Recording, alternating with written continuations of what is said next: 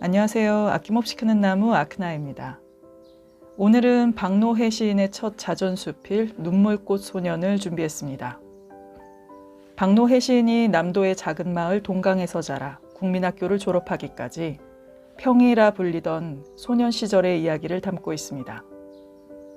전라도 사투리의 글맛 속에 그가 뛰놀던 산들 바다가 펼쳐지고 계절 따라 꽃향기가 스며오고 그 시대의 풍경들이 영화처럼 펼쳐집니다.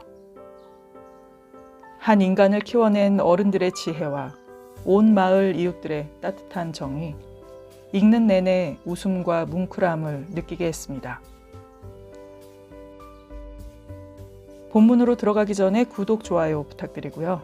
오늘도 편안한 시간 되시길 바랍니다.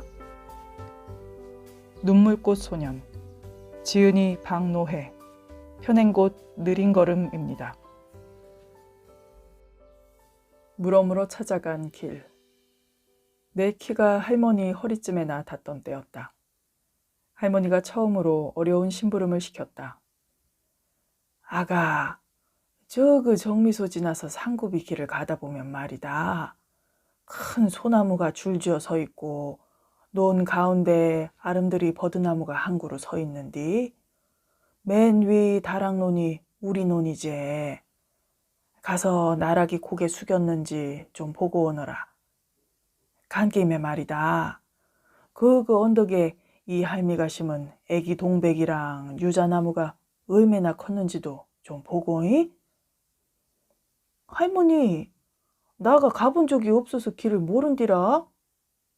몰라도 사람이 아니냐. 물어물어 댕겨오니라 해? 나는 타박타박 길을 나섰다.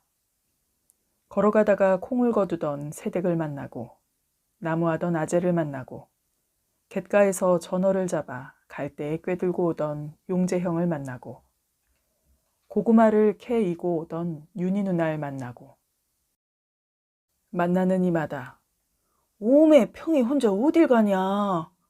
요것 좀 보고 가니라 해. 여기서 이 짝으로 저 짝으로 가면은 거시기는 일하고 머시기는 일하고.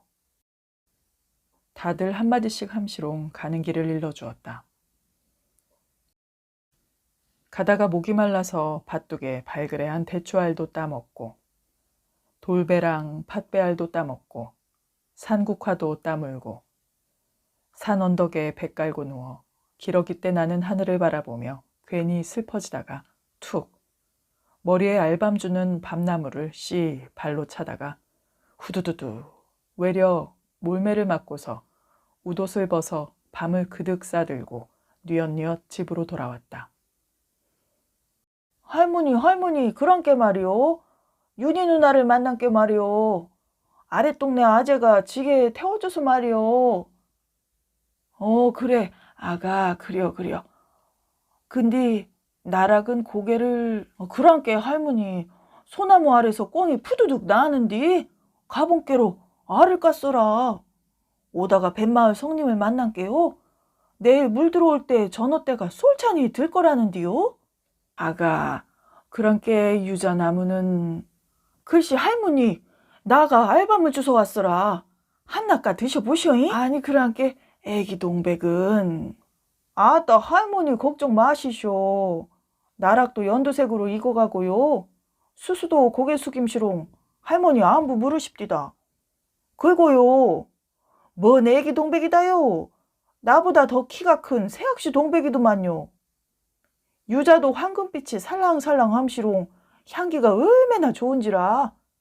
할머니 얼렁 모시고 오라더만요. 할머니 치맛자락만 붙들고 다니고 수줍고 말수가 적던 내가 한꺼번에 말문이 터져버리자 놀랍기도 하고 기특하기도 해서인지 호 빙그레 바라보던 할머니는 그제사 밤을 까 입에 넣어주셨다. 아이고 장하다. 그래 어찌 우리 논을 찾았다냐. 물어물어 찾아갔단께요. 할머니가 사람이 지도람시오. 만나는 사람마다 인사하고 물은께요. 다 잘 가르쳐주고 이뻐해 주던디요. 아이고 잘했다 잘혔어. 그려 잘 몰라도 괜찮다. 사람이 길인께 말 잘하는 사람보다 말 잘 듣는 사람이 빛나고 안다 하는 사람보다 잘 묻는 사람이 귀인이니께 잘 물어 가면은 다 잘 되니께. 남겨두기를. 가을은 참말로 바빴다. 하늘은 노푸르고 햇살은 투명하고 열매는 단물이 차오르고 단풍잎은 곱기만 한데 그렇게 좋은 날들은 바쁘기만 하다. 가을 거지를 마치자마자 작물을 타작하고 대추, 밤, 호두, 배, 감도 따야 하고 갯벌 바다에 몰려드는 전어떼를 잡고 해초도 따고 김, 파래도 건져야 하고 새우, 밴댕이, 멸치, 토하, 낙지, 바지락, 젓갈도 담아야 하고 가을 운동회랑 소풍도 가야 하고 짚을 엮어 지붕가리를 하고 김장도 해야 하는 숨가쁜 가을날. 바둑이도 꼬리치며 거들고 지게진 어른들도 소쿠리를 머리에 인 엄니 누나들도 두 팔 가득 나르는 아그들도 종종걸음으로 분주했다. 이건 하느님의 실수가 분명하단께요. 어떻게 날씨 좋고 풍성하고 아름다운 봄, 가을만 요렇게럼 짧고 바쁘게 만들었단가요. 하느님의 실수가 아니면 심술이란께요. 나는 미사 때 호세 신부님한테 툴툴거렸다. 가스파르, 하느님한테 한번 따져보더라고. 야무지게 편지 한번 써서 보내봐야. 봄, 가을 좀 길게 늘려주라고 해. 하는 김에 젊은 날도 늘리고 수명도 엿가락 마냥 늘려달라고 백 좀 써봐야. 아따 신부님도 내 편 좀 들어주시제. 그렇게럼 말도 안 되는 소리로 놀리신다요. 좋은 날은 말이제 짧아서 좋은 것이요. 귀한 건 희귀하니까 귀한 것이고 그랑께 감사함이 있고 겸손함이 있는 거지. 하여튼 하느님한테 답장 오면 나한테만 살짝 알려주더라고. 어쨌거나 나는 하느님한테 편지 쓸 시간도 없이 바빴다. 하루는 엄니가 햇살 좋은 마당에 멍석을 깔고 수확한 녹두랑 파치랑 수수를 부어 당글개로 고르게 펼쳐놓고는 내게 일감을 맡겼다. 이 장대 들고 새들 좀 봐라. 이따금 당글개로 뒤집어서 잘 말리면서. 그러고는 바닷가 물둥지에 김장 배추랑 무를 절이러 나가셨다. 마루에 앉아 숙제를 마친 나는 색색으로 빛나는 알곡들을 뽀얗하게 바라보는데 웬걸 하나둘 새들이 날아오더니 요것들이 짹짹짹 호르르 호르르 소문을 냄시롱 참새, 동박새, 산비둘기, 까치떼까지 날아들어 가을 잔치판을 벌이는 게 아닌가. 키가 쬐맨 나는 긴 대나무 장대를 들고 휘청이며 새들을 쫓았다. 처음에는 멀리도 날아가더니 차츰 요령을 터득한 새들이 이쪽에서 쫓으면 휘르르 저쪽으로, 달려가 쫓으면 호르르 이쪽으로 너른 마당을 오가며 잘도 쪼아먹는 거였다. 이런 새대가리라는 말은 새를 모르고 하는 말씀. 새들은 참말로 영리했다. 나가 싶어 보이냐? 나랑 해봐불자 이거쟁? 더 시게 장대를 휘둘러 봐도 새들은 휘뚜루마뚜루 마당가 감나무로 대추나무랑 유자나무 끝으로 대나무 사이로 숨었다가 어느새 휘르르 날아와 또 쪼아먹었다. 당글개로 알곡을 뒤집으랴 허이허이 소리치랴 장대를 들고 뛰어다니랴 요기조기 새똥을 치우랴 온 마당을 달리다 보니 팔다리는 아프고 배는 고파 힘도 딸리고 그래도 열심히 새를 쫓고 있는데 노을녘에야 절인 배추랑 무를 이고 엄니가 돌아오셨다. 알곡들 잘 말렸네. 근데 놀면 하재. 그래도 열심히 쫓아다닌다냐? 새들도 좀 먹어야지. 그 소리에 나는 갑자기 힘이 쭉 빠지며 은근히 부하가 나서 아무 말도 안 했다. 저녁 밥상에서도 아무 말도 안 했다. 낙지가 맛이 들었다. 금풍생이 구이 좀 먹어봐라. 요거도 좀 먹어봐. 엄니가 토라져 있는 내 밥숟가락에 찬을 얹어줘도 아무 말도 안 해불었다. 삼종기도를 마친 엄니가 벌써 이부자리에 누운 내 머리맡에 앉아 나직이 말씀하셨다. 평아, 오늘 애썼는데 서운했냐? 근데 말이다. 열심히 지나치면 욕심이 되지야. 새들도 묵어야 사니께 곡식은 좀 남겨두는 거란다. 갯벌에 꼬막도 저수지에 새뱅이도 씨마를까봐 남겨두는 거 이제. 머루도 개암도 산짐승들 먹기에 남겨두는 거고, 동네 잔치 음식도 길손들 먹고 동냥치도 먹기에 남겨두는 것이지. 아깝고 좋은 것일수록 남겨두어야 하는 거 아니냐. 평아, 사람이 말이다. 할 말 다 하고 사는 거 아니란다. 억울함도 분함도 좀 남겨두는 거지. 잘한 일도 선한 일도 다 인정받길 바라면 안 되지. 하늘이 하실 일도 남겨두는 것이지. 하늘은 말없이 다 지켜보고 계시니께. 내 등을 다독다독 쓸어주는 엄니의 손길이 다숲기만 해서 분하고 서운한 마음에 토라졌던 내가 부끄러워. 나는 이불을 당겨 쓴 채 눈물을 삼켰다. 다음날 우리 집 마당가 감나무에 붉게 익은 감들이 푸른 하늘에 아라리 눈이 부셨다. 나는 내 키의 몇 배나 되는 장대를 들고서 감따기에 나섰다. 맨 꼭대기에 달린 감들은 따지 않았다. 옆집 담장을 넘어간 가지의 감들도 따지 않고 두었다. 새들도 묻고 옆집 아그들도 먹으라고 남겨두었다. 환하게 비워진 감나무에 빨간 등불처럼 남아있는 감들을 본 어머니가 나를 보며 웃으셨다. 아휴, 잘 남겨두었다. 이만하면 넉넉하다. 곶감이랑 언 홍시를 만들어서 겨울밤 화롯가에서 살살 녹여 먹자이? 나는 어머니의 말씀을 기도문처럼 외며 잠이 들었다. 남겨두거라. 남겨두는 거란다. 남겨두기를. 빨간 알사탕 하나. 장에 다녀오신 할머니가 모시 손수건에 싸 꼭 품고 온 빨간 알사탕 하나를 입에 넣어주셨다. 우와, 달다 할머니. 겁나게 다요. 세상에서 제일 달고 맛있다.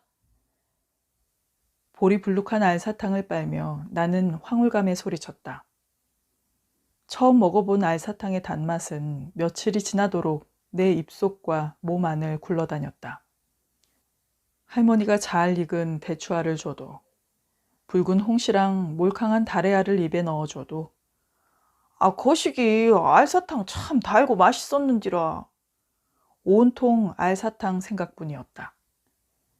신식 알사탕의 강렬한 맛은 나를 완전히 사로잡았고 혓바닥을 물들인 빨간 색소만큼이나 진득하니 나를 끌어당겼다. 흰눈이 내리고 문풍집바람이 차온 밤, 처마 아래 매달은 대바구니에서 인절미를 꺼내 화롯불에 구워 호호 불어 조청에 찍어 입에 넣어주던 할머니가 그랬다. 아가, 맛있냐? 수수조청 맛이 어떠냐? 달고 맛나요. 근데요, 알사탕이 더 달고 맛나요. 최고란께요. 문득 할머니가 침묵하는 걸 느끼며 뭔가 잘못됐음을 알아챈 순간 알사탕 맛을 본 이래의 내 말과 일련의 일들이 스쳐갔다. 그랬다. 할머니는 곶감이든 떡이든 엿이든 어디선가 선물 받은 그 달고 맛난 것들을 자기 입에 넣지 않고 품고 와서 내 입에 넣어주셨는데. 근데 알사탕이 더 달고 맛난디라? 그 빨간 알사탕이요. 홀린 듯이 말해왔던 나는 그만 구수한 인절미와 달근한 수수조청을 씹으며 울먹였다. 다른 때 같으면 아가 울지 마라 품에 안아주실 텐데 울먹이는 나를 그냥 두고 구부정히 마주 앉아 아무 말도 없는 할머니가 낯설고 멀어지고 할머니와 나 사이에 어떤 끈이 끊어져 버린 듯 아득했다. 이윽고 할머니가 아가 이리 오니라. 울먹이는 내 등을 쓰다듬으며 물그릇을 들어 마시게 했다. 평아, 알사탕이 달고 맛나지야? 그란디 말이다. 산과 들과 바다와 꽃과 나무가 길러준 것들도 다 제맛이 있지야.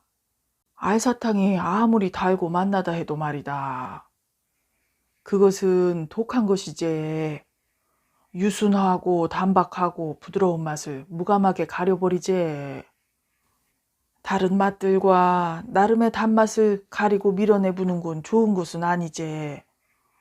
알사탕같이 최고로 달고 맛난 것만 입에 달고 살면은 세상에 소소하고 귀한 것들이 다 멀어져 불고 네 몸이 상하고 무디어져 분단다. 그리하면 사는 맛과 얼이 흐려져서 사람 베리게 되는 것이지. 야, 할머니 알겠어라. 우리 평이는 겨울이면 동백꽃을 쪽쪽 빰시롱 달고 향나고 시원하게 만나다 했는디 올해 동백꽃 맛은 어쩌드냐?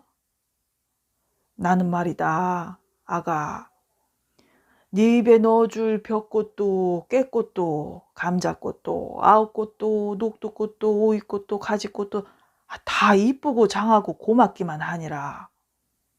이 할머니한텐 시상에서 우리 평이가 제일 예쁘고 귀한 꽃이다만 다른 아그들도 다 나름으로 어여쁜 꽃으로 보인단다. 아가 최고로 단 것에 홀리고 눈멀고 그 하나에만 쏠려가지 말거라. 나는 고개를 끄덕이며 할머니 품에 꼭 안겼다. 다음 해 문풍지 우는 화롯불 곁에 우리 할머니는 아니 계셨다. 나는 돌아가신 할머니가 그리워 마당으로 걸어 나갔다. 하얀 눈 위에 작은 내 발자국이 총총히 따라왔다. 동백나무 아래 붉고 선연한 동백꽃이 떨어져 있었다. 나는 으스스 떨면서 언 손으로 동백꽃을 한 줌 가득 주어 쪽쪽 빨아먹으며 눈길을 걸었다. 아가 맛이 어떠냐? 순하고 맑고 시려요. 달고 향그럽고 맛나요 할머니. 짧아서 찬란한 봄날 아침이었다. 잠에서 깨자마자 엄니가 나를 부엌으로 부르셨다. 김이 오르는 큰 나무통에 나를 벗겨 앉히고선 머리를 감기고 얼굴이랑 목덜미랑 몸을 칼칼히 씻기셨다. 자그만 나를 일으켜 세워 깨끗한 수건으로 닦아주며 캬, 네 집 자식인지 잘생겼다. 환히 웃고는 찹찹하게 빨아놓은 옷으로 갈아입히셨다. 달걀찜이랑 석화 미역국이 차려진 아침밥상에서 김치를 찢어 숟갈에 올려주는 엄니한테 물었다. 오늘 뭔 날이다요? 설날도 아니고 생일도 아닌디. 응, 오늘 형이랑 아버지 보러 갔다 오느라. 아버지는 서울에 머물며 종종 광주와 고흥에 일을 보러 들르시던 때였다. 나는 설레어서 얼른 밥을 먹고 일어났다. 중학생 교복을 입은 형의 손을 잡고 동강 정류장에서 표를 끊어 버스를 탔다. 처음 타본 버스였다. 버스가 신장로를 달려나가자 차창 너머로 뿌연 흙먼지가 일고 빠르게 스치는 풍경에 어질어질 무섭기도 하고 신나기도 했다. 우리 할머니가 난생 처음 버스 타고 벌교장에 가던 날 아니냐. 정류장 바닥에 흰 고무신을 단정히 벗어두고 버선발로 승차하셨다지. 그 바람에 버스 안에서 한바탕 웃음이 터져 불었다지야. 형에게 나는 깔깔깔 웃었다. 평아, 저기가 선정이다. 저기는 과역이고 저거 높은 산 보이지야? 그 유명한 파룡산이야. 버스를 타고 가는 내내 형은 관광 안내원처럼 손을 가리키며 새로운 풍경마다 재미난 이야기들을 들려줬다. 썽아, 저건 뭐단가? 저리 가면 어디가 나온단가? 저 바다 건너 섬 지나면 어디로 간단가? 내가 쫑알쫑알 물어대면 형은 자상히도 말해주었다. 우와, 형은 모르는 게 없네. 좋아하는 나를 보며 형도 신이 났는지 손수건을 말아 마이크 마냥 주먹에 쥐고는 즉석 연설을 시작했다. 사회 동포 여러분, 지금 여러분께서는 여그 조선 땅 남도 마을에서 무럭무럭 자라 장차 여러분의 좋은 동무요 희망이요 빛나는 그 시기를 해내볼 박기평군의 첫 버스 여정을 보고 계십니다. 한 팔로 나를 감싸고선 웅변조로 일렁일렁 리듬을 타고 표정까지 바꿔가며 말하는 형을 봄시롱 나는 까르르 웃으면서도 가슴이 두근거렸다. 나도 중학생 교복을 입으면 저렇게 멋질 수 있을까? 눈을 빛내며 형을 바라봤다. 그러는 사이 버스는 고흥역에 도착했다. 중절모를 쓰고 긴 코트를 걸친 아버지가 손을 흔들며 맞이했다. 고흥군 청년 지도자 대회에서 연설을 마치고 오는 길이라고 하셨다. 아버지랑 형이 양쪽에서 내 손을 잡고 극장 옆 큰 유리창이 있는 빵집으로 들어갔다. 우와, 시상에 이렇게 큰 방이 있다요. 넌 열맞이기는 되겠는디요? 엄마, 저 반짝이는 것이 말로만 듣던 전깃불인가? 어찌게 태양이 방 안에 떠 있다요? 거기다 멋진 누나 형들의 생기찬 웃음소리와 고소하게 번져오는 빵 냄새까지. 난 콩닥이는 가슴에 손을 얹고 연신 감탄했다. 배고프지야? 내 눈은 이미 보름달처럼 생긴 커다란 빵에 꽂혀 있었다. 아버지가 방긋 웃으며 그 크고 둥근 빵을 가져와 반으로 쪼갰다. 그러더니 2개 중에 더 큰 쪽을 나에게 주는 것이 아닌가. 그건 장남인 형한테 주는 게 당연했는데 처음으로 내가 더 큰 걸 받다니. 나는 이걸 형에게 주어야 하나. 나도 큰 거 한번 가져도 되나. 내 얼굴보다 큰 빵 조각을 들고 망설였다. 하지만 두툼한 빵에서 풍기는 맛있는 냄새랑 연노랑빛, 알밤빛 색깔에 견디지 못하고 덥석 베어 물었다. 카스테라 빵은 요 아래 종이 떼고 먹으면 돼야. 채알라, 천천히 먹으라. 아버지가 종이를 떼주자. 저 종이에 붙은 것도 아까운디 함시롱.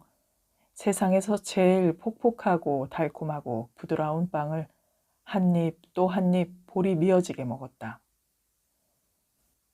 여자만 밀물이 방주 끝까지 차오르는 듯한 풍만한 행복감에 죽어도 좋겠다 하고 큰 소리로 말하고 말았다. 우리 동네 할머니랑 엄니들의 말이 나도 모르게 탄성으로 터져나온 것이다. 옆자리 뒷자리 누나들과 양복 입은 어른들이 하하하 웃었다. 아버지가 파란 유리병 뚜껑을 따서 내밀었다. 한 모금 마시니 톡 쏘는 단맛이 목을 타고 뱃속까지 쑥 들어와 퍼졌다. 가벼운 트림을 하자. 사이다라는 곳인디 갈증이 싹 가시제?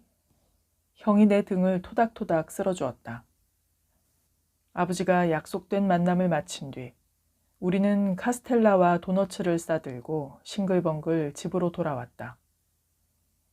마당에 들어선 아버지를 보더니 울 엄니가 아니었다. 그냥 수줍어하는 어여쁜 여인이고 소녀만 같았다. 나는 동네 어른들께 인사 다니는 아버지를 종종종 따라다니고 우리 집 강아지 쫑이는 꼬리를 흔들며 종종종 나를 따라다녔다. 해야 가지 마라. 해야 지지 마라. 내 바람이 무색하게 어느덧 초저녁이 되었다. 오늘 저녁은 죽순구이를 먹자며 아버지가 마당가 대숲으로 들어가 굵은 햇 죽순을 한 바구니 뽑아왔다. 껍질을 벗기고 연노랑빛 죽순을 반으로 쪼개 물에 삶고 마른 목골로 칼집을 내고 숯불 위에 석쇠를 올려 노릇노릇 굽고 양념장을 발라가며 한 번 더 구워냈다. 식구들이 둥근 밥상에 둘러앉았다. 이렇게 아버지까지 다 모인 건 정말 드문 일이었다. 아버지가 돌아가며 우리들 입에 죽순구이를 넣어주셨다. 고기인 것 같고 생선인 것도 같고 야들야들 사가기는 씹는 맛과 죽순 향이 참말로 좋았다. 너희 아버지가 나보다 요리를 더 잘해야 해? 참 섬세한 남자지야. 엄니가 살짝 눈을 흘기며 자랑스레 말했다. 저녁을 다 먹어갈 즈음 아버지가 자리에서 일어나 떠날 채비를 했다. 벌교에서 밤기차를 타고 서울로 올라가신단다. 막내를 안고 눈물을 글썽이는 엄니와 손을 흔드는 형과 누나를 뒤로하고 나는 아버지를 따라갔다. 동구박 동백나무 아래 멈춰선 아버지가 무릎을 굽혀 내게 눈을 맞추며 나직이 말씀하셨다. 아들, 엄니 말씀 잘 듣고 잘 모셔야 쓴다. 엄니는 말이다. 내가 제일 사랑하고 존경하는 여인이다. 아버지가 동지들과 겨울산으로 피신 다닐 때 한밤중에 무장한 자들이 우리 집에 쳐들어와 나를 내놓으라면서 불을 지르려는 것을 엄니가 혼자 힘으로 막아냈단다. 저리 고운 사람 안에 장군이 들어있는 것이지. 아버지 일이 잘 돼야 하는디 시운이 좋지 않구나. 평아, 엄니 잘 지켜드리고 있거라. 다음번에는 같이 꿩 사냥을 해서 만난 꿩 떡국을 끓여주마. 젖은 음성의 말씀에 나는 입술에 힘을 꼭 주고 고개를 끄덕끄덕 해보였다. 아버지는 데리러 온 자동차를 타고 떠나셨고 나는 동백나무 아래 한참을 서 있었다.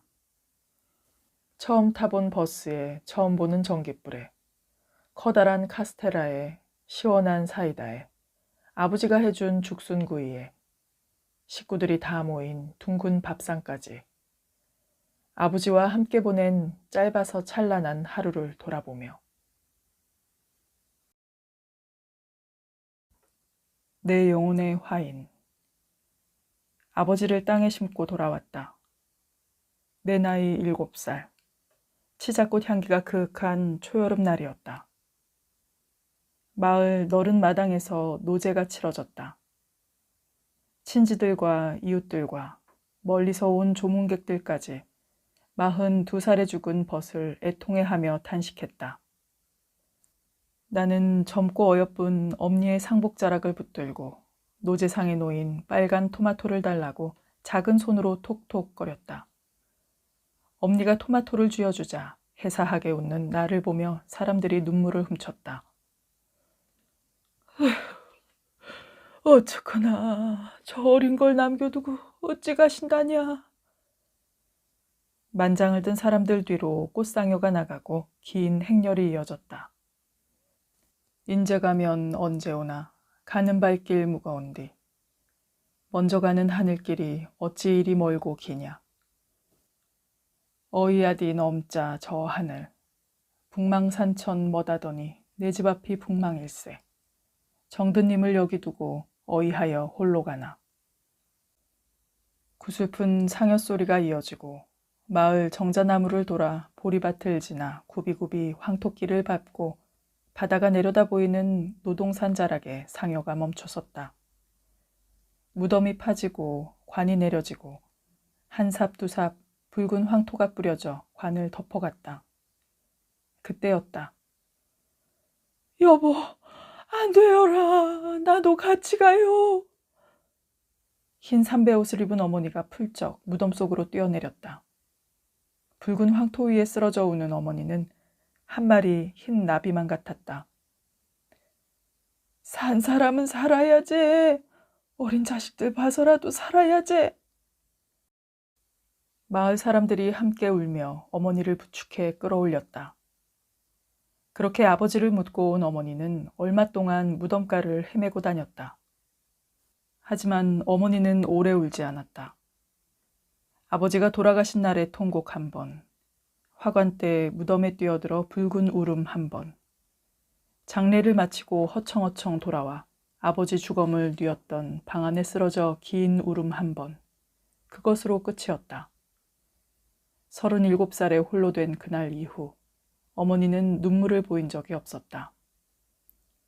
어머니는 이불 끝으로 삐져나온 우리 남매의 작은 발을 보며 마음을 다잡았다고 했다.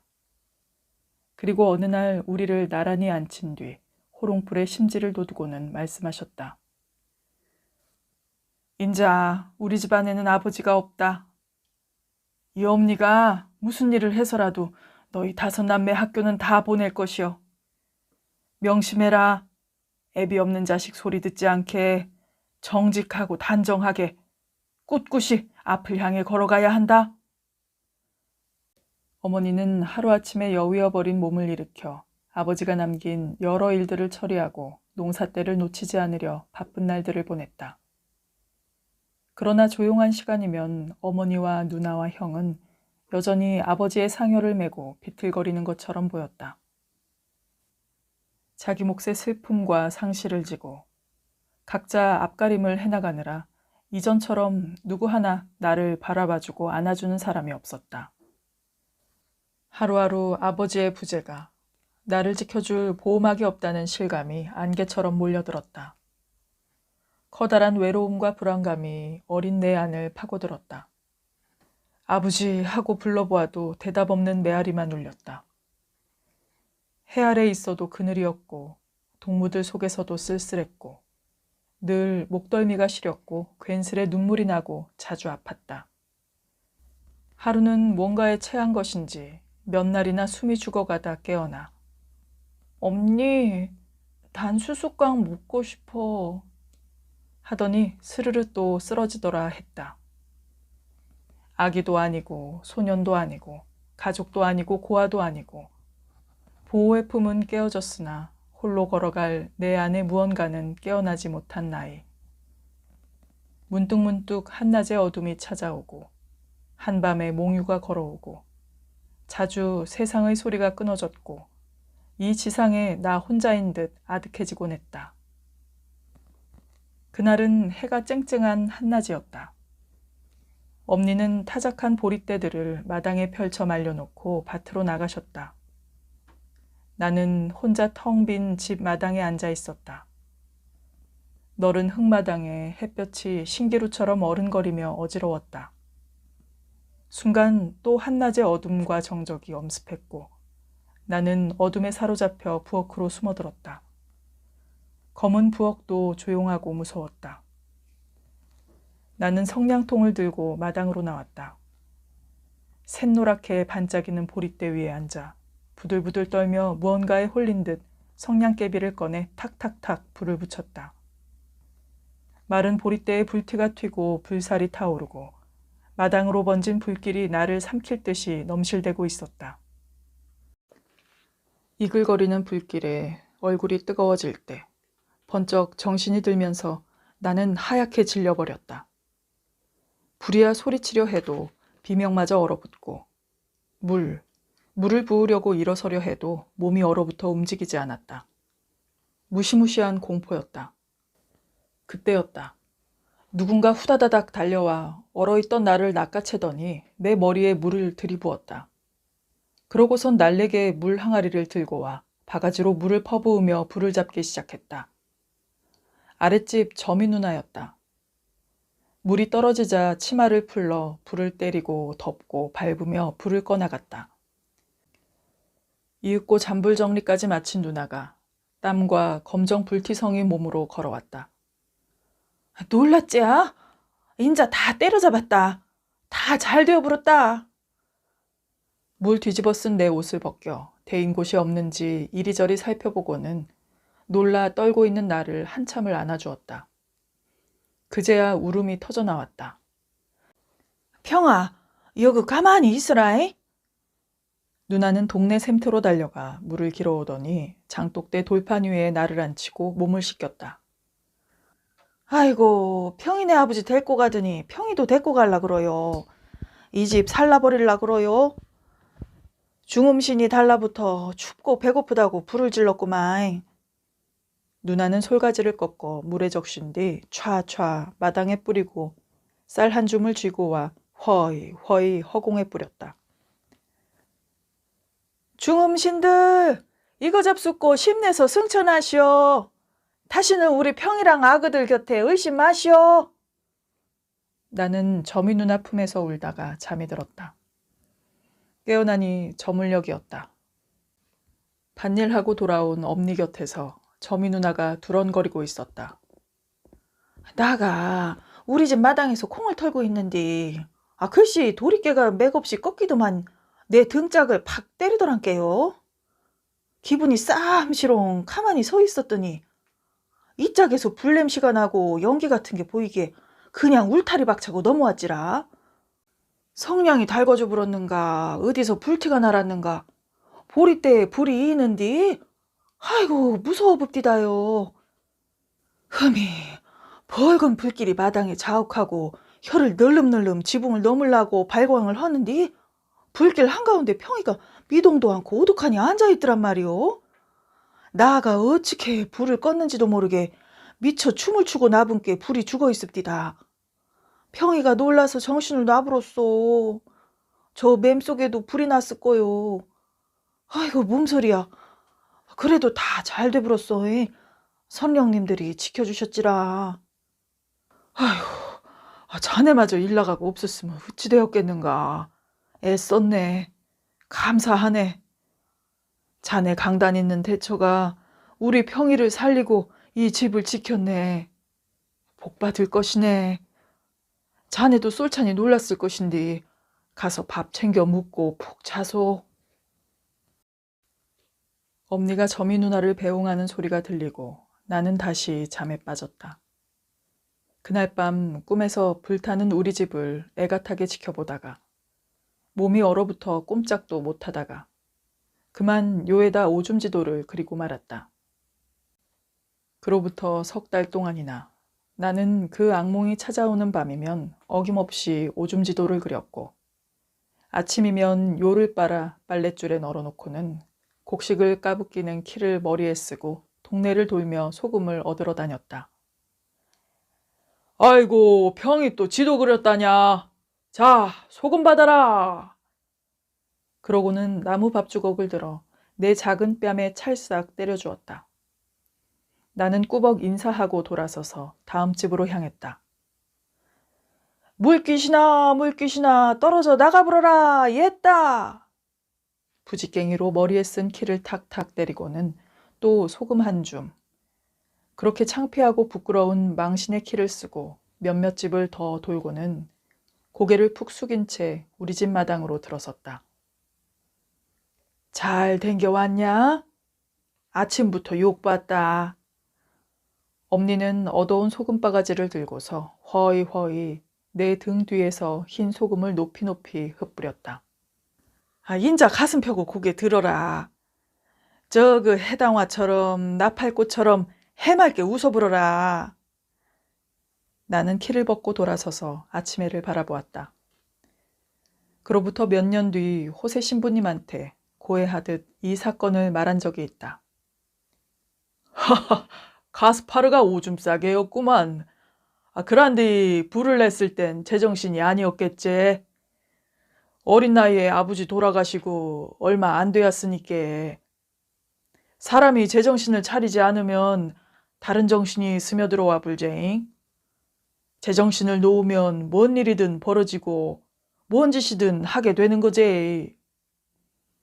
가스파르, 내 말을 잘 새겨야 한다. 절대 악한 영에게 틈을 주어서는 안 된다. 알겠지야? 나는 신부님 말씀을 들으며 알게 되었다. 그때 무려 석 달 동안이나 어른들이 귀한 소금을 주면서 찰싹 제정신이 들도록 귀한 매 한 대를 내려주었다는 것을. 말 없는 가르침으로 나를 혼내면서 내 혼을 불러내주는 것이었음을. 하지만 엄니도 누구도 어린 내가 왜 성냥불을 그었는지, 내가 왜 악몽을 꾸며 오줌지도를 그렸는지는 다 알지 못했으리라. 불현듯 떠오를 때마다 몸서리 쳐지는 7살 한낮의 그 어둠, 한낮의 그 정적, 홀리듯 그어버린 불씨, 그렇게 새겨진 잊히지 않는 내 영혼의 화인. 나를 키운 동강공소, 빗속의 등불들. 가을비를 앞두고 다들 벼 수확에 쫓겨서 부직갱이도 나설 만큼 분주한 때였다. 일손을 구하지 못한 어머니는 혼자 겨우 벼를 베어 논바닥에 뉘어놓고는 묵지도 못하고 돌아왔다. 급히 저녁을 지어 먹고 다시 논으로 나가 볕단을 묶어 세우는데 꾸물거리는 하늘에 천둥번개가 치고 비가 쏟아져 내리기 시작했다. 애써 베어둔 벼가 빗물에 잠겨들고 있었다. 탈진한 어머니는 벼를 묶어 세우느라 안간힘이었다. 들녘은 어둡고 빗줄기는 거세고 발은 푹푹 빠지고 나락은 젖어 무겁기만 했다. 애가 탄 나는 어찌 해보려고 볕단을 붙들고 힘을 써봤으나 이렇게 작고 약한 내가 원망스럽고 아부지 없는 서러움이 차갑게 파고들었다. 그때 멀리서 희미한 불빛이 일렁였다. 불빛들이 나를 향해 다가오자 나는 도깨비불인가 더러 겁이 났다. 어둠 속에 점점 커지는 불빛 사이로 가스파르! 부르는 소리가 들려왔다. 쏟아지는 빛발을 뚫고 등불과 낫을 든 흰 옷의 행렬이 보였다. 동강공소에 다니는 저 건너마을 형 누나들과 어른들이었다. 동네 사람들도 친척들도 이런저런 나름의 일들로 도울 여력이 없었는데 우리 집 사정을 아는 신자들이 비가 쏟아지자 서로 소식을 돌리고 의견을 모아 여기 먼 마을까지 나선 것이다. 남편을 잃고 홀로 된 젊은 엄니가 이 작은 논 새마지기에 다소다히 생계를 걸고 사는 걸 알기에 자기들 수확을 뒤로 한 채 심리 밤길을 달려온 것이다. 어머니와 신자들이 서로 부둥켜 안고 인사를 나누고 일렁이는 횃불 아래에 비에 젖은 얼굴들이 빛나고 있었다. 아이고 장해라. 엄니랑 벼를 다 베어놓았구나. 그러더니 논바닥에 나락을 세워 지프로 묶고 볕단을 지고 논두렁에다 옮겨 둥글게 쌓고 함께 성가를 부르며 날랜 손길로 일을 해나가는 것이었다. 차가운 빛 속에 몸에 돋는 소름과 하얀 입김, 가슴을 데우는 뜨거운 온기, 어둠 속에 일렁이는 등불과 노동의 춤사위 같은 긴 그림자, 빗소리를 타고 울리는 성가 소리, 일을 마치고 어두운 밤길로 점점이 멀어져가는 등불을 바라보며 어머니와 나는 빗줄기 속에서 성호를 그었다. 단골 내 아이. 3학년 등교날 한 책상을 쓰는 내 옆자리 짝꿍이 된 가시네한테서는 향불내음이 났다. 아그들은 첫날부터 그 애의 길게 따은 머리를 잡아당기며 단골내, 그러니까 무당내라고 놀려먹었다. 짓궂은 아그들의 놀림에도 그 애는 말없이 눈을 내릴 뿐 울지도 않았다. 이따금 그 애는 대추며 곶감을 슬며시 내 손에 쥐어주곤 했다. 그럴 때면 하얀 볼에는 살구꽃이 피어났고 단정한 차림새에 곧게 빗어 따은 머리는 동백기름에 검게 빛이 나곤 했다. 여려움을 타던 나도 늘 조용하던 그 애도 먼저 말을 건네지는 않았다. 어느 날 점심시간에 운동장 구석에서 왁자한 소리가 났다. 가슴이 퉁게퉁게 함시롱 걸어갔더니 아그들이 그 애를 빙 둘러싸고 검정치마를 들쳐올리며 단골내 단골내 놀려대고 그 애는 두 손으로 얼굴을 가린 채 서 있었다. 또 치마가 들춰지고 밭꽃같이 하얀 허벅지가 드러날 때 나는 이 배락 맞을 놈들아! 고함을 치며 돌멩이를 손에 쥐고 달려갔다. 아그들이 움찔움찔 뒷걸음질로 흩어지고 나는 돌을 땅에 패대게 치며 그 애한테 외쳤다. 야, 니는 목석이냐 반편이냐? 왜 가만히 있냐고? 잡아 뜯고 물어 뜯어 불어야지.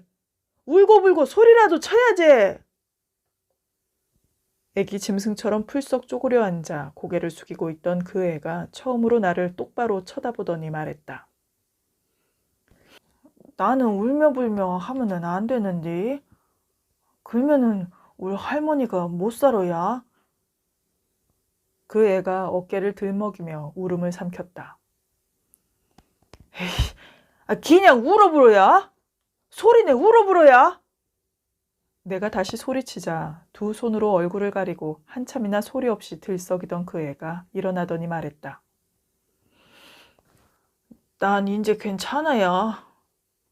근데 어쩔까? 네가 운이 없는갑다. 나랑 짝꿍이 걸려서. 나가 미안해야. 그러고는 나를 향해 해맑게 웃는 것이었다.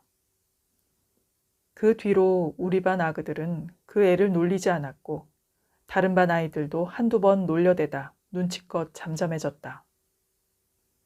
그 애는 여전히 말이 없었고 가만가만 걸었고 그림자처럼 맴돌았다. 여름방학도 지나고 가을바람이 불고 들녘이 비어갈 때였다. 마을 뒷산에서 갈퀴로 노란 솔잎을 긁어 지게에 지고 내려오던 나는 개울가에서 얼굴을 씻고 물을 떠마시며 땀을 식히고 있었다. 물든 가을 잎새와 말라가는 풀꽃들과 맑은 소나무 향기가 바람에 살랑였다. 다시 지게를 지고 일어서려는데 저기 저 황토길 언덕 위로 그 애가 보였다. 지팡이를 든 눈이 먼 무당 할머니를 이끌고 머리에는 큼직한 광주리를 이고서 천천히 걸어오고 있었다.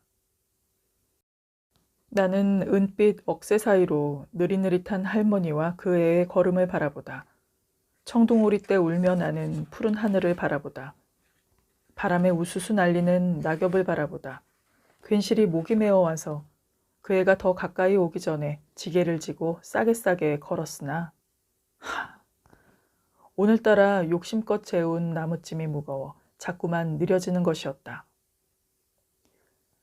아따 장사다. 안 무겁냐?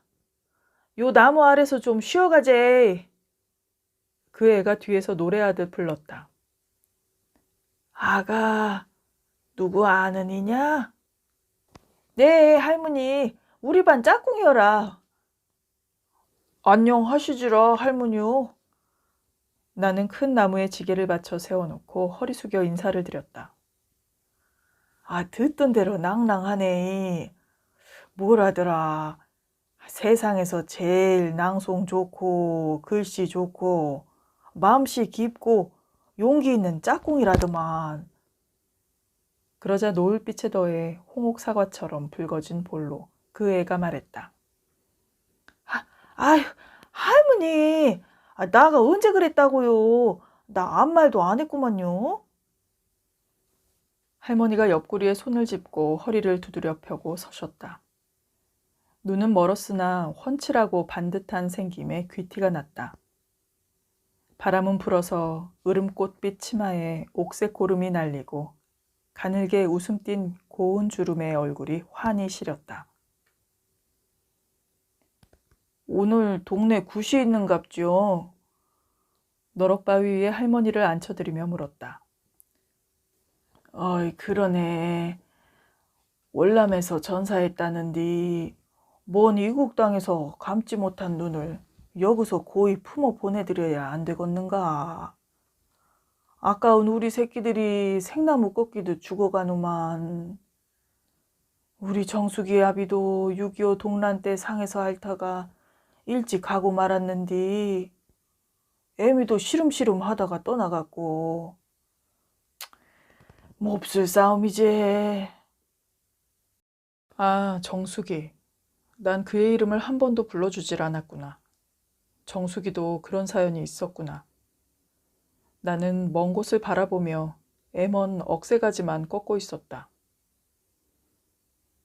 자네 부모님은 다 평안하신가? 아버지는 돌아가셔 불었어라. 허허, 한이네, 한이 크네. 그래도 장하네. 기운이 밝고 마음에 빛이 있으니께 내 눈은 멀었으나 다 보고 느끼는 것이 있지. 사람의 마음씨는 못 속이는 법이요. 어쩌겠는가. 고생은 피할 수 없는 것인데 자네도 우리 수기도 힘든 거 아픈 거 쓰린 거 다 영약이니까 고생을 달게 삼켜내야지. 원하는 말이시 참말로 중한 것이네. 원은 보듬고 풀어서 해원해야 하나 한은 깊이 고이 품어가야 하는 것이지. 한에서 정도 나고 눈물도 나고 힘도 나오는 게 아니겠는가. 할머니가 두 손을 내밀어 내 머리를 쓰다듬고 이목구비를 어루만지며 다정한 음성으로 말씀하셨다.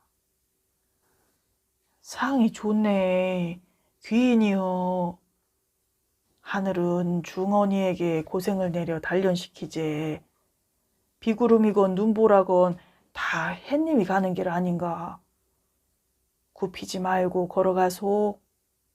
선령들이 지켜줄 것이야.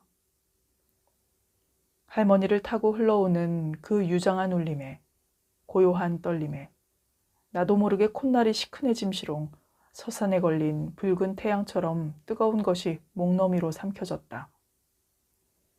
좋은 날이네. 자, 가보세.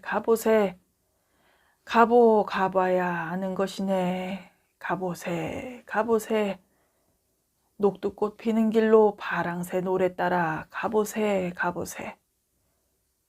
할머니가 흥얼흥얼하며 천천히 일어섰다. 나도 끙 지게를 지고 일어섰다. 평아, 네가 근께로 키가 안 크는갑다 야.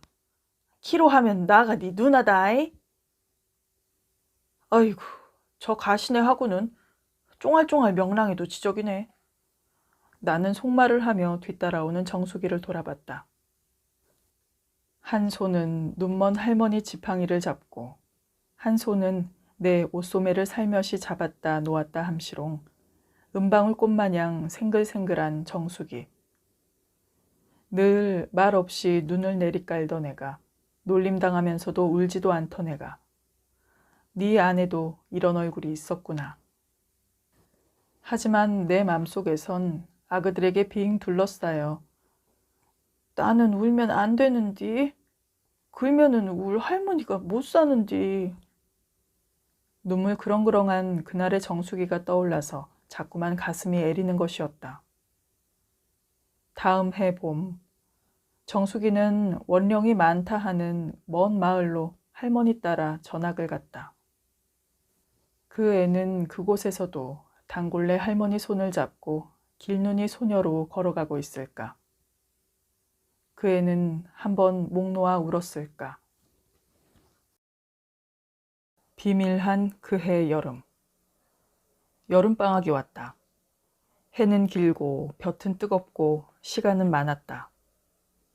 방학식 날 도화지에 밥그릇을 엎어놓고 동그란 시계를 그린 다음 24시간을 심사숙고하며 쪼개서 7시 기상, 아침 공부 2시간, 집안일 심부름 3시간, 점심 식사 설거지 1시간, 동무들 놀이 2시간, 책 읽기 방학 숙제 3시간, 저녁 식사 1시간, 일기 쓰기, 기도드리기. 이렇게 하기로 했던 야심찬 계획은 작심삼일이었다. 이따금 변논에 피를 뽑고 논두렁에 무성한 잡초를 낫으로 베어다 거름더미에 붓고 참개나 미꾸라지가 뚫어놓은 물구멍을 막는 일을 설렁설렁 마치고선 10댓 명의 우리 또래는 누가 먼저랄 것도 없이 불이 나게 모였다. 시원한 냇가에서 헤엄을 치다가 돌을 쌓아 은어를 잡아다가 노동산에 올라 천군 백군 편을 갈라 이어달리기나 닭싸움을 하고 산비탈 참외밭 수박밭에 기어들어가 서리를 해서 쪼개 먹고, 배가 고프면 집에 가서 열무김치에 보리밥을 말아 풋고추랑 오이를 따 찍어 먹고, 또 이리저리 우르르 몰려다니며 놀았다. 방학 며칠째까지는 흐뭇이 바라보던 어른들은 날이면 날마다 일개 분대로 온 동네를 몰려다니며 왁자왁자 깔깔거리는 우리를 보고, 아이고 저놈들 저거 아주 농땡이만 치네 하며 이런저런 일을 불어 만들어서 시키곤 했다. 하지만 우리도 꾀가 늘어나 유난스러운 어른들이 눈에 띄면 노량대천 맨키로 날래게 빠져나가다가 독립군 부대처럼 후다다닥 필사의 추격전으로 잠적해버리곤 했다. 더 이상 어른들 눈을 피할 곳도 없어지고 우리의 마지막 해방군은 들녘 너머 바닷가 방죽뿐이었다. 엄니, 염소 풀 뜯기고 올게라잉. 점심을 먹자마자 우리는 소와 염소를 몰고 방죽으로 모여들었다. 방죽 잔디 언덕에 메어둔 소가 움먹움먹 배부른 울음을 울고 썰물진 갯벌에 햇살이 반짝반짝 빛날 때 우리는 갯벌 골 사이로 고기잡이를 나섰다. 홀라당 옷을 벗은 채 갈대를 한 줌씩 꺾어들고 철버덕 무릎까지 빠지는 갯벌을 걸어 물이 흐르는 골 사이를 더듬으면 숭어와 문저리와 병어와 이른 전어들이 퍼덕였다. 무태서 멀리 들어갈수록 골물이 깊어져 굴다란 물고기를 잡을 수 있었다. 우린 최대한 깊은 안쪽까지 들어가 얕은 쪽으로 물고기를 몰아갔다. 팔딱이는 물고기를 잡아 갈대 끝에 아가미를 꿰어들고 한 마리, 두 마리, 10마리가 되도록 시간 가는 줄 몰랐다. 인제 그만 가자. 저기 물 들어온다 야. 동무들이 하나둘 묵직한 갈대꼬치를 메고 방죽 쪽으로 나가기 시작했다. 그때 내 허벅지보다 큰 은빛 물고기가 눈앞에서 펄떡 뛰어올랐다. 내 눈동자에 섬광이 일었고 나는 그놈을 쫓아 더 깊이 들어갔다. 야, 평아! 얼른 가자! 밀물 금방 차오른단께! 벌써 멀리 나간 동무들이 나를 불렀지만 난 욕심이 들어버렸다. 금방 나갈게! 그러고선 물고기를 덮쳐 엎치락 뒤치락 몸부림을 쳤다. 어찌나 크고 힘이 센지 날카로운 지느러미에 베어 벌거숭이 몸에 피가 나는데도 난 이놈 하나를 잡아 소 등에 얹고 돌아가면 온 동네 구경날 광경이 눈에 선해서 놓을 수가 없었다. 그렇게 한참을 씨름하다가 드디어 아가미를 잡았다. 그런데 너무 억세고 무거워서 허벅지까지 빠진 질컹한 갯벌을 걸어 오를 수가 없었다. 나는 눈부신 은비늘에 무지갯빛 도는 크다란 물고기를 악착같이 움켜잡고 어떻게든 빠져나가려고 용을 썼다. 철썩철썩 느릿하고 묵중하게 밀려오는 바닷물은 어느새 무서운 속도로 차 올라버리고 말았다. 간신히 고개를 들어 방죽을 보니 발을 구르며 나를 부르는 동무들이 한 뼘 새끼 숭어처럼 작고 멀었다. 나는 더러 겁이 났지만 이 장한 물고기를 포기할 순 없었다. 곧이어 밀물이 목을 넘더니 눈까지 차올랐다. 파도가 들이칠 때마다 바닷물을 꼴까닥 삼키며 버둥거려 봐도 발이 갯벌 바닥에 닿지 않았다. 야, 인자 죽었구나. 꼼짝없이 죽겠구나. 공포감에 허우적댈수록 물속으로 더 깊이 빠져들었다. 온몸이 굳은 채 하얗게 질려가던 나는 그제야 움켜쥔 물고기를 놓았다. 그 순간 퍼뜩 한 소리가 떠올랐다. 힘 빼. 동네에서 제일 헤엄 잘 치는 혜성이 아재를 졸라 처음으로 먼 바다까지 나갈 때였다. 아재 목에 깍지를 끼고 등에 올라탄 채로 시퍼런 파도를 가르며 나가는데 짠물을 엄청 마셔댄 나는 겁에 질려 아재를 더 힘껏 붙잡았다. 잔잔한 바다 가운데서 아재가 나를 앞으로 돌려 안고 내 등을 손으로 받치며 말했다. 평아, 몸에 힘을 빼. 그리고 바다 위에 누워. 두 팔과 다리를 펴고 그냥 누워. 온몸에 힘을 빼고 턱 누우면 절대로 안 가라앉는다잉. 바다를 탁 밀어불어. 그러고선 다시 나를 태워 방죽가로 헤엄쳐 나왔다.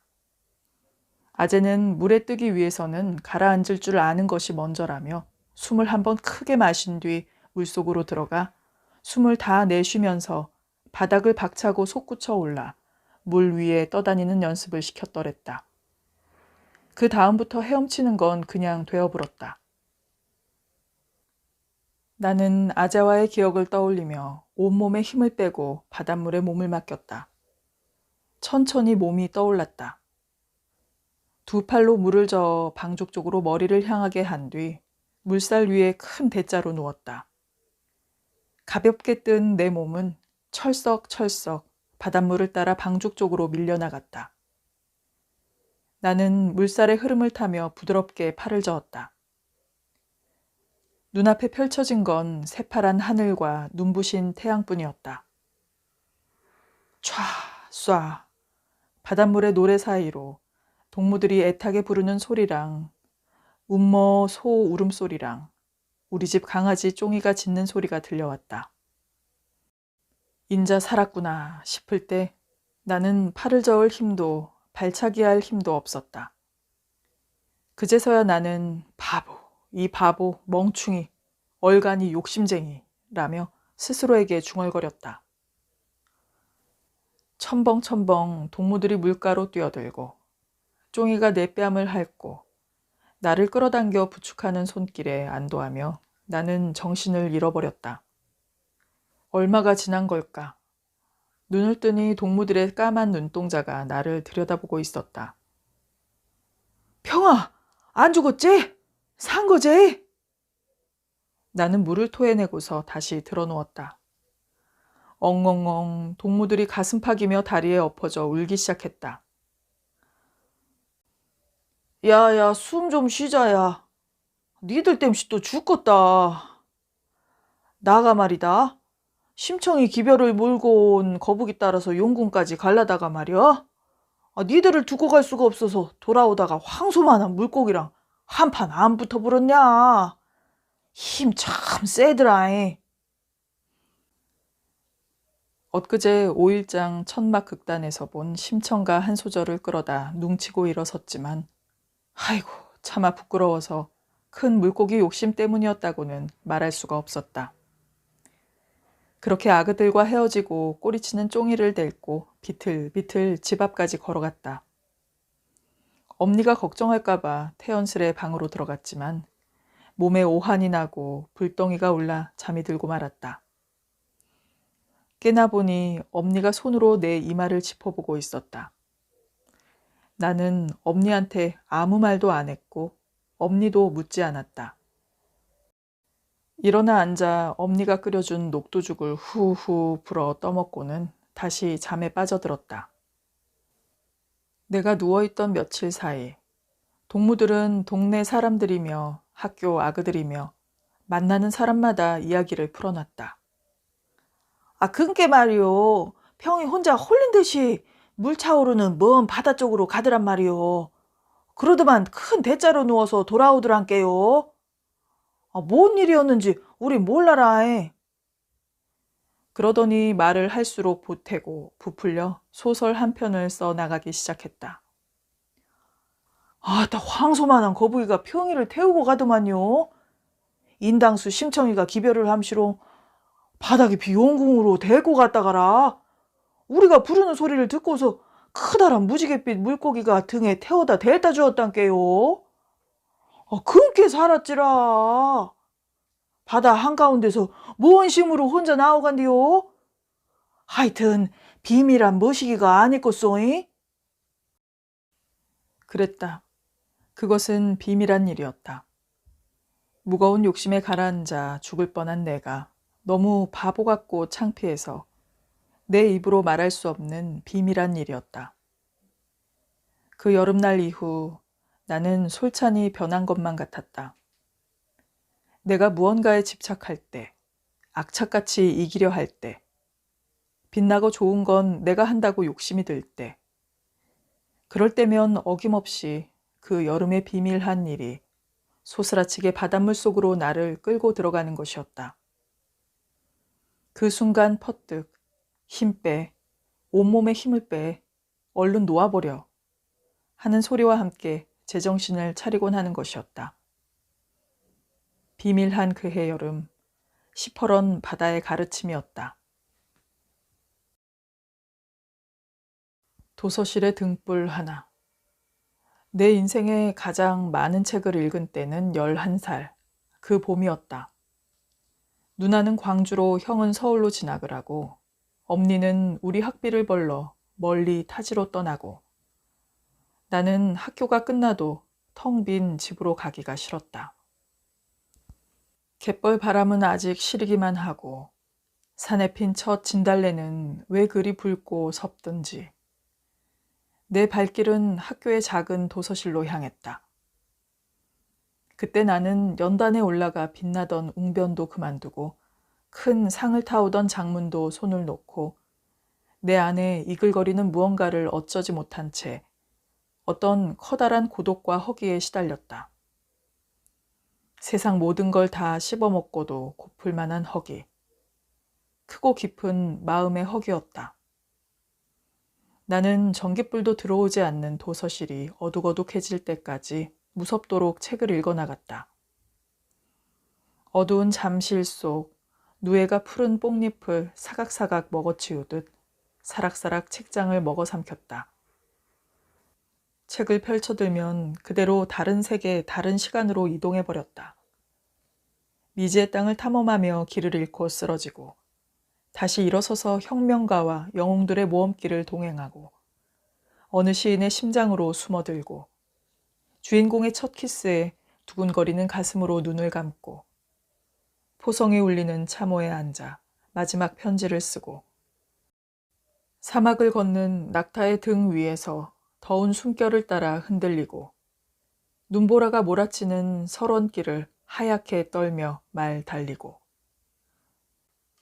책의 행간 사이로 난 길을 걸으며 나는 모든 것을 가질 수 있고 아무것도 갖고 싶지 않았고 무엇이든 될 수 있고 아무것도 되고 싶지 않았다. 책을 덮고 걸어 나오면 내가 사는 여기가 동무들과 사람들과 익숙하던 일상에 아주 낯선 세계처럼 느껴지곤 했다. 그렇게 작은 도서실에서 보낸 몇 달, 난 바닥에서 꼭대기까지 책이란 책은 다 씹어 삼키고 말았다. 수백 권의 책을 다 읽고 더는 읽을 책이 없어서 가장 감명 깊었던 책 몇 권을 다시 꺼내 소처럼 되새김질했다. 그리고 그때야 비로소 삐걱거리는 나무바닥 소리와 유리창 밖의 붉은 노을과 오래된 책 냄새와 도서실 구석 책상에 앉아 계신 여 선생님이 눈에 들어왔다. 그 책이 좋은갑다. 여러 번 읽는 걸 보니까. 나와 눈이 마주친 선생님이 처음으로 말을 건넸다. 아, 여고 책들을 다 읽어보러서라. 그 뒤로 선생님은 주말이면 광주 집으로 가서 10여 권의 책을 보자기에 쌓아 도서실 책장에 슬그머니 꽂아주곤 했다. 두껍고 어려운 책들이었다. 다음 장으로 넘기기가 어려웠다. 하지만 이 귀하고 묵직한 책들을 언제 다시 만날 수 있을까? 나는 온 힘을 모두어 그 책 속으로 파고들었다. 어느 날 자리에서 눈을 들어보니 아무도 없는 도서실은 어둠에 잠겨 있고 내 책상 앞에 작은 등불이 놓여 있었다. 한 구석 선생님의 책상에도 등불 하나가 빛나고 있었다. 퍼뜩 정신을 차려보니 벌써 오래전부터였다. 그동안 그러니까 몇 달 동안 이 작고 외진 도서실엔 거진 나 혼자였고 난 저녁 노을에 활자가 가물거릴 때까지 책 속의 다른 세계로 몰입했고 선생님은 가만가만 발소리를 낮추고 걸어와 내 책상에 등불을 놓아주셨던 것이다. 말할 수 없이 뭉클한 것이 밀려 들어왔다.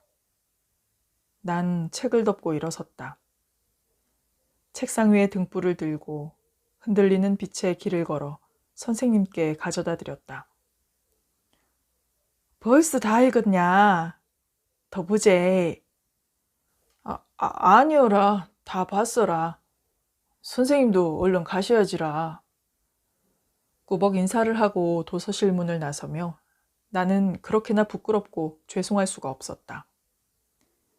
선생님은 매일 자기 돈으로 귀한 초를 사서 켜 놓아주셨고 나 때문에 퇴근도 안 하고 계셨던 것이다. 그 긴 날들을 그랬던 것이다.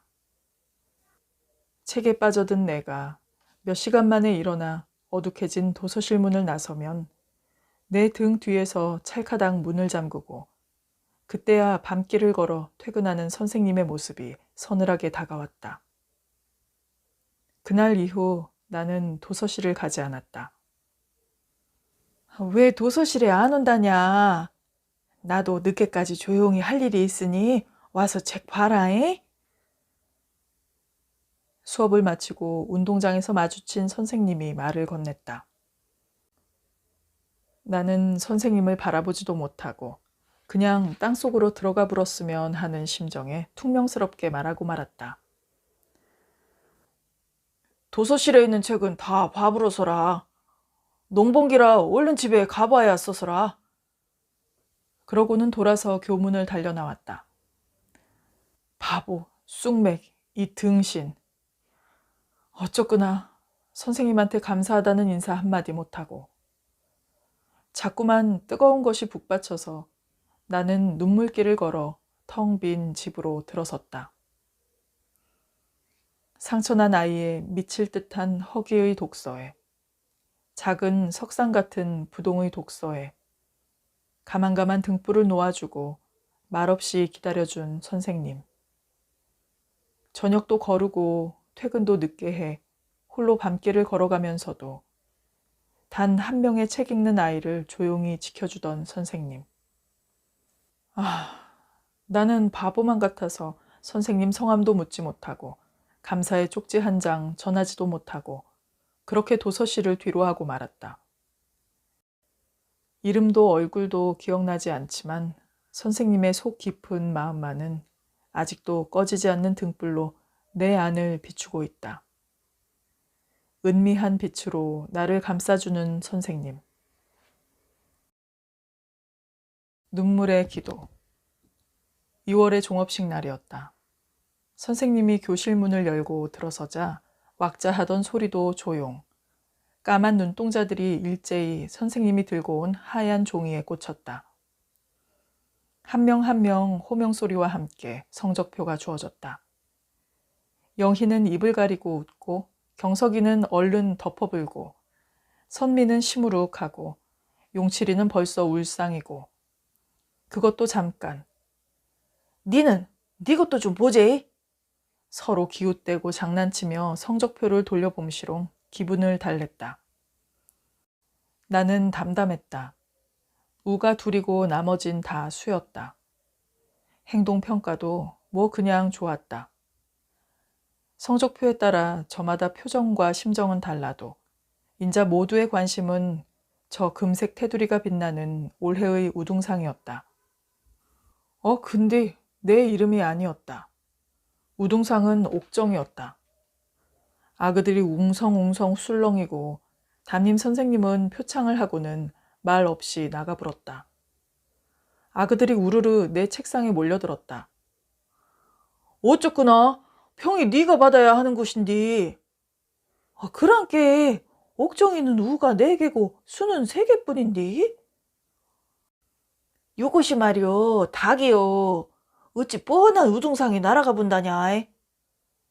옥정이네 아버지가 학교 신축 관사에 큰 기부금을 냈다더만. 다들 분통을 터뜨리며 애써 위로를 건넸다. 이번엔 꼭 우등상을 받고 싶었다. 타지에 일하러 간 엄니가 돌아오시는 날 이런 걸 주던디요? 하고 무심히 툭 내밀고 싶었다. 우리 아들 우등상 탔네 장하다 하며 엄니가 웃으며 날 바라보면 그거 별것도 아닌디. 어깨에 힘 한 번 주고 돌아서서 웃고 싶었다. 참말로 그러고 싶었다. 그래서 재미도 없는 암기를 꾹꾹 했다. 눈이 내릴라는지 하늘이 흐렸다. 뜨거운 것이 솟구치는 걸 눌러 삼켰다. 나는 울지 않았다. 며칠 후 어머니가 집에 오셨다. 객지살이 중노동이 고달픈 듯 여윈 얼굴이었다. 작년까지만 해도 참 고왔는데 엄니랑 같이 장터에 가면 빛이 나서 눈길을 끌었는데 어디가 다친 걸까 물동이를 내리고 소뚜껑을 드는데도 가는 신음을 숨기지 못하셨다. 1년 사이 문기둥에 새긴 내 키 눈금은 한 뼘이나 자랐는데 훤칠하던 엄니는 2뼘이나 작아진 것만 같았다. 나는 엄니를 기쁘게 할 무엇 하나 없어서 애써 명랑해봐도 자꾸 말이 짧아졌다. 돌아서면 침울한 나를 두고 엄니는 여기저기 알아보러 다니신 듯 했다. 저녁 밥상에서 엄니가 두런두런 이야기를 꺼내셨다. 평아, 네가 태어나던 날 밤에 말이다. 어찌나 눈이 쏟아지는지 처마까지 눈이 쌓였지. 나라를 빼앗긴 그 해 설움인지 눈물인지 그렇게도 눈이 많이 왔더라는 말을 들었는디 그 뒤로 그리 큰 눈은 처음이었지. 겨울밤에 태어난 햇덩이 같은 너를 안고 감사하다 감사하다 그 말뿐이었단께. 평아, 나는 말이다. 너를 잉태하고 낳은 게 최고의 상이라 여겨왔다. 이 엄니는 너를 만나서 고난도 자랑이었고 고생도 힘든 줄 몰랐다. 그거면 되었다. 가만히 나를 안고 토닥여주는 어머니의 품에서 쌀락눈 냄새가 났다. 하얗고 시리고 서러운. 그날 밤 어머니는 촛불 아래 유난히 긴 묵주기도를 드리셨다. 주기도문, 성모경, 영광송을 바치고 또 바치다. 잠자리에 누운 내 얼굴을 어루만지며 이불을 여며주셨다. 나는 잠이 든 양 뒤척이며 돌아누웠다. 하느님, 나는 좋은 엄마가 못 되어라. 학교 한 번 못 찾아가 보고 저런 억울한 일을 당했는데 나가 아무것도 해줄 수가 없으라. 그랑께 못난 이 애미 대신 하느님이 평이 좀 지켜주시오. 하느님이 쓰실 악의인께 좀 보살펴 주시오. 엄니의 울음 섞인 기도를 들으며 나도 눈물을 삼키며 속으로 기도했다. 하느님, 울 엄니 좀 챙겨주시오. 다치지 말고 아프지 않게 해주시오. 나 아무리 해도 좋은 아들이 못 되어라. 늘 우리 엄니 걱정만 시키고 눈물만 안 주요. 그랑께 하느님이 불쌍한 우리 엄니 좀 돌봐주시오. 나가 커서 사제가 되면 평생 하느님 챙겨드릴게라. 참말로 나는 내내 좋은 자식이 아니었다. 젊어서 홀로 된 울 엄니도 좋은 부모는 아니었다. 국민학교 입학식 날도, 운동회 날도, 내 발표회 날도, 졸업식 날까지도 엄니는 한 번도 학교에 와준 적이 없었다. 100일 사진, 돌사진, 기념사진 한 장 찍어 남겨준 적도 없었다. 여행이나 생일잔치 한 번 해준 적도 없었고 자랑스럽다, 사랑한다는 말을 하신 적도 없었다.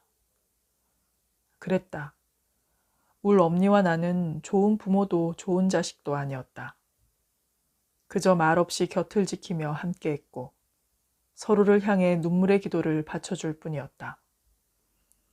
어머니가 내게 좋은 자식이 되어주기를 바라지 않았기에 나는 나 자신이 되고 나의 길을 찾아 나아갈 수 있었다. 평아, 네 엄니는 말이여 갈대 같은 몸으로 바위 같은 짐을 지고도 저리 곧고 정한 여인이여. 장터에서 마주친 아버지 지인들이 젖은 음성으로 내 머리를 쓰다듬어 주던 날이면 나는 이불 속에서 하느님한테 울 엄니 좀 챙겨달라고 눈물로 청혼하곤 했다. 엄니 또한 내가 다칠 때나 아플 때나 슬플 때나 좌절할 때마다 잠든 내 머리맡에서 눈물의 기도로 날 지켜왔음을 나는 알고 있다. 그러고 보니 한 날도 빠지지 않은 어머니의 기도 속에서 자신을 위한 기도는 없었다. 다 자식을 위한 기도였고 어렵고 애통한 이들을 위한 기도였고 못난 나를 위한 눈물의 기도였다. 내겐 세상에서 가장 강력한 가호자가 있으니 그 눈물의 기도가 나의 힘, 나의 빛이었으니 눈물의 자식은 망하지 않으니. 그날 소년 졸업하다. 동강국민학교 졸업식 날이었다. 전교생이 모인 운동장에서 우등상과 모범상이 수여되고 교장 선생님 훈화가 이어지고 후배들이 낡은 풍금소리에 맞춰 빛나는 졸업장을 타신 언니께 졸업 축가를 부르고 우리는 쓰던 교과서를 물려주었다. 마지막으로 각 반 교실에서 담임 선생님의 호명 속에 졸업장이 주어지고 처음으로 다들 모여서 사진 한 장 찍고 끝났다. 나의 소년시대가 이렇게 끝났다. 성적이 좋은 아이들은 큰 도시로 진학하게 되었고 중학교도 가지 못하는 많은 아이들은 처음이자 마지막인 이 학교를 뒤로하고 흩날리는 쌀랑눈처럼 웅크리며 헤어졌다. 나의 졸업장은 빛나지 않았다. 눈발 날리는 교정을 돌아보니 빛나는 나의 길은 학교라는 저 너머에 있는 듯했다. 학교는 그 의도와는 전혀 상관없이 나에게 놀라운 선물을 안겨주었다. 우리 동네만이 아닌 다른 동네의 또래 아이들이 다 모여 날마다 얼굴을 맞대고 갈등하고 어울리면서 동무가 되고 시험 때는 늘 떨리고 괴로워도 다 같이 힘들어서 괜찮았고 선생님한테 매맞고 벌받고 분해도 우리끼리 모이면 그딴 건 아무것도 아니었다. 그 순수한 우정의 힘으로 나는 더 커지고 푸르렀다. 나는 이 교정에서 그 애를 만났고 설렜고 아팠고 첫사랑에 가슴을 찔렸다. 날이 좋아서 꽃이 좋아서 어둑한 교실의 나무 의자에 앉혀진 엉덩이는 왜 그리 들썩이는지 햇살이 눈부신 산내들과 방죽길로 달려가고만 싶은지 불의한 강압에 아닌데요? 난 그리는 안 할라요. 맞서고 버티며 울면서 내 정신의 근육은 더 강해졌다. 이 썩을 놈의 학교 안에서 좋고 나쁜 선생님과 동무들 속에서 쓰라리고 눈부셨던 경험들 가운데 내 안의 숨은 무언가 불끈불끈 자랄 수 있었다고 생각했다. 평아, 많이 겪었다이. 많이 커불었다이. 졸업식 끝난 교정에는 나 혼자였다. 죽은 아버지도 올리 없고 엄니도 곁에 없고 누구 하나 와주고 축하해줄 사람이 없는 내 인생의 첫 졸업식 날. 나는 괜시리 찡해져서 혼자 학교를 천천히 돌아보고 있었다. 여기 있었냐? 아까부터 찾았다야. 내 짝꿍 광선이었다. 젖먹이 때 아버지가 돌아가시고 엄니는 집 나가서 얼굴도 모르고 허리 굽은 할머니랑 사는 광선이. 덩치는 타고나서 다른 아그들보다 훌쩍 큰데다 말이 없고 잘 웃지도 않고 공부 꼴찌는 맡아놓았던 광선이. 나무로 깎아 만든 필통을 내게 주고는 슬그머니 돌아서곤 하던 광선이. 뭔 눈이다요. 날이 참네. 우리는 쌀랑눈 속을 걷다가 아름드리 팽나무 아래 앉았다. 저그 무엇이냐? 인자 평일이는 벌교 중학교로 유학 떠나고 나는 중학교를 못 가니께 나대로 길 떠나고 우리가 또 언제 어디서 만날란지 이대로 못 볼란지 누가 알겠냐? 근께로 나가 맘에 담아놓은 말이 있는데 말시. 평이 네가 다들 멀리하던 나랑 일부러 짝꿍 해주고 알게 모르게 챙겨준 거 다 안다야. 네가 글쓰기 대회에 당선됐을 때 아니냐. 그때 상으로 받아온 연필 한 다스를 나한테 툭하니 내밀고 가는디 나가 눈물이 막 나불더만. 니는 별걸 다 기억하고 그런다냐? 솔직히 나가 아버지 엄니도 없이 학교 다님시롱 많이 힘들었다야. 선생이랑 아그들이 나보고 돌대가리라 하더만. 그 말도 맞긴 맞지. 나가 늘 시험은 꼴찌였으니까. 근디 말시 나가 아침부터 일어나서 밭 10댁이랑 논 2마지기 일하고 학교 간단께. 학교 끝나면 또 가서 마당일 하고 나무 해지고 내려오고. 그니까 책상에만 앉으면 졸음이 막 쏟아져 부는 것을 어쩐다냐. 맨날 졸기만 한다고 때린 선생 중에 나만큼 논 갈고 밭 간 사람 있으면 나와보라 그래라잉. 나가 암만 꼴찌 광선이라도 한 번은 이런 말을 하고 싶었단께. 선생님, 1등 하는 아그들도 힘들겠지만요. 꼴찌 해주기도 얼마나 힘든디요. 맨날 우리가 박수 쳐줬으니까 한 번쯤은 잘 나가는 아그들이 우리한테 박수 쳐줌시롱. 친구들 고맙습니다. 덕분에 1등 했습니다. 이런 말 들어보고 싶네요잉.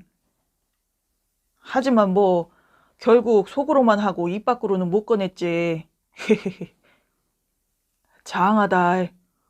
그동안 못 받은 박수 나가 쳐줘볼란다. 나는 손이 빨개지도록 손뼉을 쳐주고는 광선이 등을 두드려줬다. 나가 시험 꼴찌라고 다 꼴찌는 아니지. 꿀벌 치는 건 나가 박사 아니냐. 산에 나물이랑 버섯이랑 열매들이 어디 있는지도 제일로 잘 알고, 뭐 공부 빼고는 손 가는 일이며 힘쓰는 일이며 못하는 게 없은께로 동네 사람들이 꿩 잡아달라, 닭장 지어달라, 외양간 고쳐달라 만날 불러쌌지. 암만 나가 알지. 네 손재주. 네가 만들어준 연필통 잘 쓰고 있다야. 그란디 광선이 니는 소망이 뭐냐? 나가 말시 몇 번이고 학교 때려쳐볼라 안 그랬냐. 근데 월사금 못 내서 손바닥 맞은 날이지.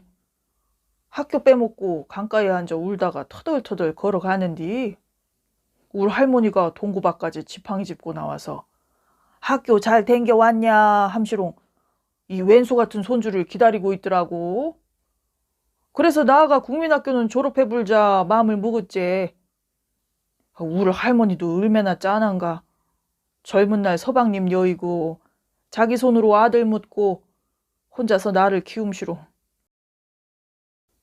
나가 인자 목수일을 해보려고.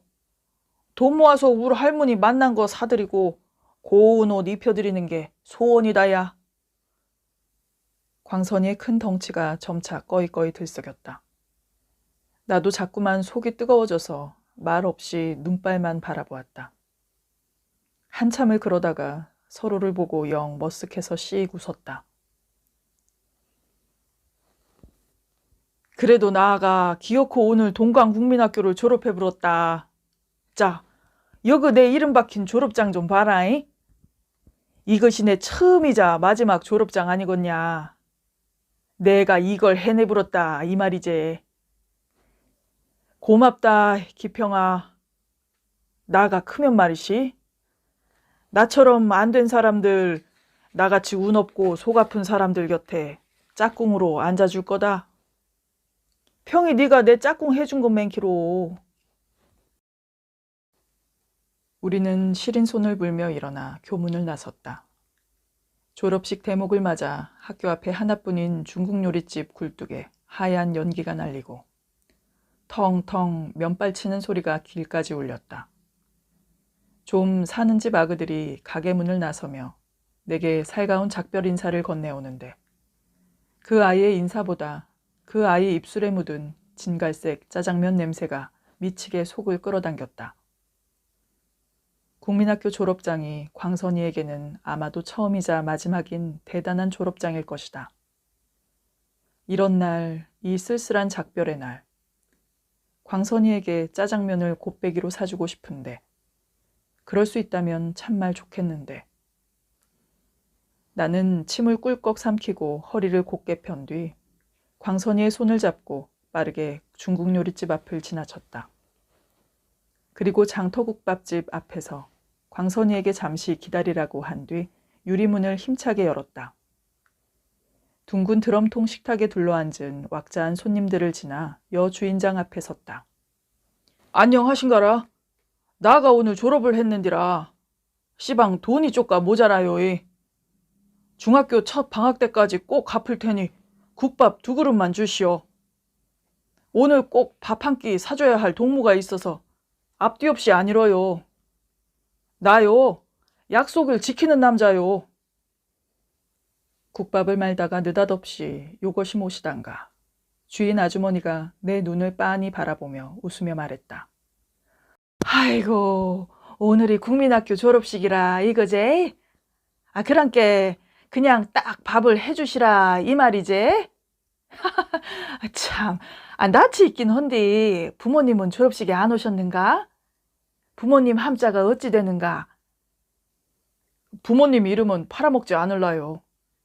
내 신용으로 나가 꼭 갚을라니께 믿어주시오. 가진 게 꿈과 앞날밖에 더 있겠소. 오메, 배포 좀 보소. 커서 거시기 인물 되겠네. 앞치마에 손을 닦고 나를 한 번 보고 창밖을 한 번 보고 또 나를 보던 주인 아주머니가 시원스레 질렀다. 여그 창가 쪽에 앉으소 청년. 어디서 이런 용기인지 객기인지가 나왔을까. 이런 건 나가 쑥맥인디. 참, 나한테 이런 구석도 다 있네. 나는 후끈거리는 낯빛을 감추며 주인 아주머니께 허리 숙여 인사를 드리고 문 밖에 있던 광선이를 불렀다. 자리에 앉자 설설 끓는 국밥 2그릇이 나왔다. 나랑 광선이는 후후 정신없이 국밥을 비웠다. 바쁘게 오가던 주인장이 흐뭇한 곁눈질로 우리를 살피더니 국밥 2그릇을 새로 내주셨다. 아이고, 안 되겠구만. 자고 나면 죽순같이 자랄 때라 외상값 받으려면 잘 먹여야겠구먼. 그러더만 맑은 동동주 한 주전자도 슬쩍 내밀었다. 저그 학교 선생들 오가니 티 안 나게 마시소잉? 우리는 주거니 받거니 술 한 주전자를 다 비웠다. 얼었던 몸이 뜨끈해졌다.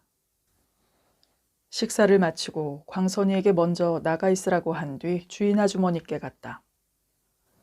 아따, 보통 사이가 아닌갑네. 보기 좋네. 인생에 좋은 친구랑 같이 가면 눈보라길도 꽃길 아니겠는가. 중학교 가서 공부 잘하고 종종 들려주소잉. 나는 감사를 표하고 첫 방학 때까지 꼭 갚겠다고 재차 언약을 드리고 가게를 나섰다. 광선이랑 나는 싸락싸락 눈길을 걸어갔다. 살짝 오른 취기로 속은 훈훈했으나 이별을 앞둔 마음은 싸했다. 인자 광선이는 어떤 날들을 걸어갈까? 나는 중학생으로 어떤 일들을 겪게 될까? 우리는 또 언제 어떻게 다시 만날까? 눈발이 얼굴에서 녹아내렸다. 아무 말도 하지 않았다.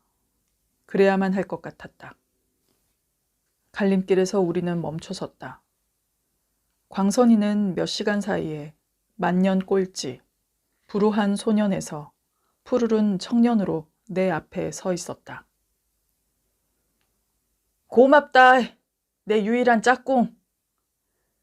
광선이의 작별 인사에 나는 한참을 말없이 바라보았다. 고백하자면 광선이랑 짝꿍을 한 건 좋아서가 아니었다. 다들 냄새나는 옷을 입고 맨날 꼴찌만 하는 광선이랑 짝꿍하기 싫어했다. 나도 예쁜 여자애랑 짝꿍하고 싶었고 공부 잘하고 빛이 나는 아이랑 짝꿍하고 싶었다. 아무도 안고 싶어 하지 않는 광선이랑 짝꿍을 한 것은 솔직히 내 마음이 편하기 위해서였다. 맨 구석자리에 혼자 앉아있는 광선이를 볼 때면 내내 마음이 까시로웠다. 그리고 공소에 앉아 기도할 때마다 평아, 지금 니는 어느 짝꿍 자리에 앉아있는 것이냐? 나는 여그 고아와 병자들과 굶주린 자들 곁에 짝꿍으로 앉아있는디 평이 니는 누구 곁에 앉아있느냐? 그런 소리가 울려와 나를 못살게 했기 때문이다. 광선이한텐 차마 이 말을 못했다. 우린 주머니에 시린 손을 넣은 채 헤어졌다. 나는 동백나무 언덕길을 돌아가기 전에 한번 돌아봤다. 광선이가 눈발 사이로 가뭇하게 손을 흔들고 있었다. 나도 손을 흔들고 돌아서서 힘차게 앞을 향해 걸어갔다. 그렇게 나의 소년시대는 끝이 났다. 참, 내가 벌교중학교 1학년이 되고 첫 방학 때 신문 배달을 해서 번 돈으로 외상값을 갚았다. 동동구르무도 한 통 사다 드렸다. 광선이와 밥을 먹던 창가 자리에 앉아 나는 비어있는 내 짝꿍 자리를 오래도록 바라보았다.